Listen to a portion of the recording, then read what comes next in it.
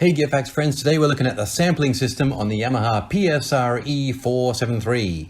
Those of you who are familiar with the sampling system on the PSR-E463 will find that it's totally different on the 473, and it's all centered on these four keys.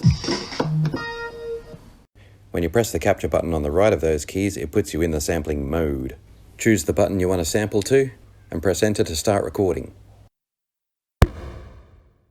Press that sample button again to exit recording mode, and what you've recorded will be written to memory.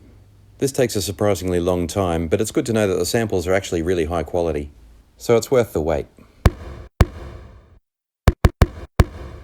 It's good how the sample begins perfectly at the start of the sound. That's because I've got the blank cut function on, and I'll talk a bit more about that later.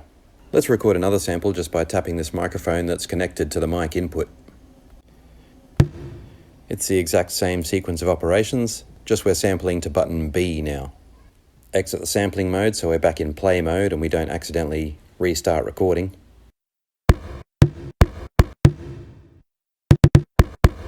Okay, let's record one to button C. I've sped up the video a little bit for the writing sequence here. We don't need to see that again.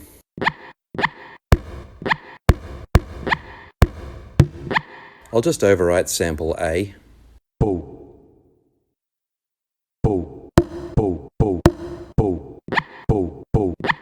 And now that we've got the samples that we want, there are a few post-production editing possibilities,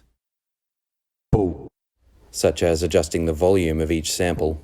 It's good that you can actually add a bit of boost too if your samples have come through a little bit quiet.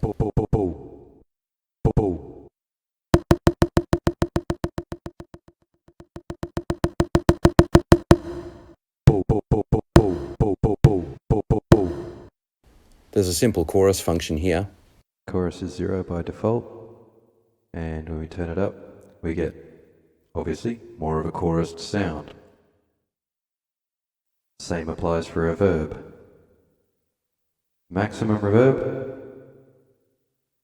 and dry, slightly chorused signal. You can also set the panning separately for each sample.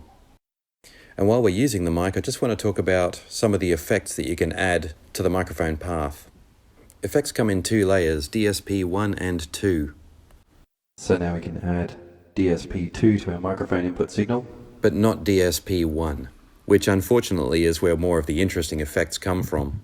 There are still about 10 to choose from in DSP 2, and they're pretty good, like this flanger. I'll demonstrate that a bit more effectively later on. There are a couple of filter effects I want to show you here as well. The DSP 1 layer has about 4 times more effects, but depending on what you're doing with the keyboard, it's often not available. Okay, let's try another set of samples. I've got an old DJX keyboard here which has lots of great sounds. And we're listening to the ambient sound of the speakers in this part of the demo.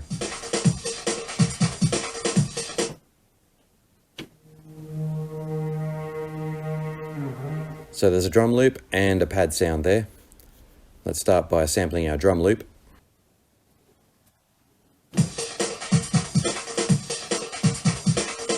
And there's also a drum fill that goes with it, sounds like this.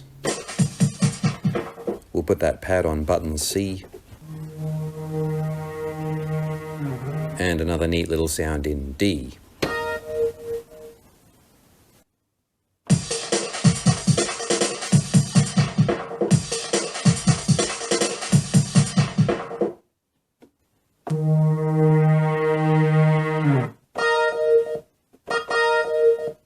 Okay, so we have to talk about the blank cut function here again.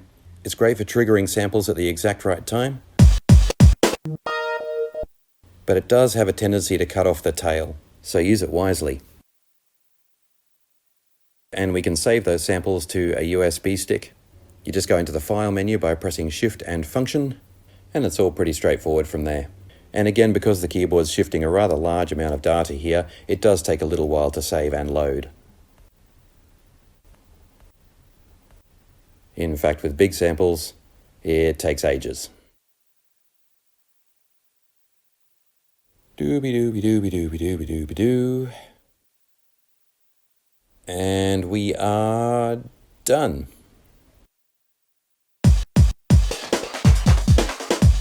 Notice that the beat or voice that you're using at the time is on the display when the samples are in play mode. You'll only see the sampling screen when you've got it in record mode. Now that the samples are recorded, we can access DSP2. I'll just set it here as a master effect, so it should affect everything that we play on the keyboard, including the samples. A bit of distortion is always fun. And the flanger in DSP2 seems to come through a lot more strongly.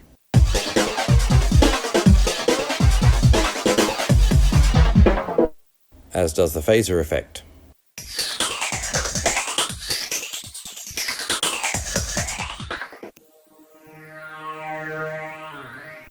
Auto pan. And this bit is really good. We've got high pass and low pass filters that can be controlled with the knobs.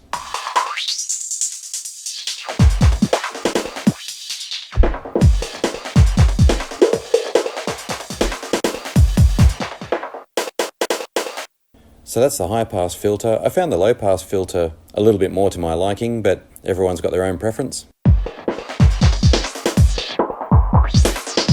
Both pretty good quality filters. I'm going to go back to the first layer DSP here and try to apply it, but I've got a feeling it only works with the keyboard's built-in sounds. I could be wrong, but that's all I can find at the moment. Some of you may know I've already accumulated a really big collection of samples from my time with the PSR-EW410 and the PSR-E473. Samples will always save as QSF files, and they don't work on anything except these keyboards. So I'm hoping that the files I've created from the previous versions will work on this newer one. There's a lot of good stuff here, so I hope it works. Okay, so if the USB was unacceptable, it wouldn't even be giving me the option to load samples. So that's a good start. And it's showing me the sample names, so that's a good sign also. Let's load KC64. Ah, so close. That's a disappointing note to end on. But keep watching Gear Facts, there are more PSR-E473 videos to come, and also the PSR-EW425, the bigger version of this one. So hit that bell, like, comment or subscribe, and I'll see you next time.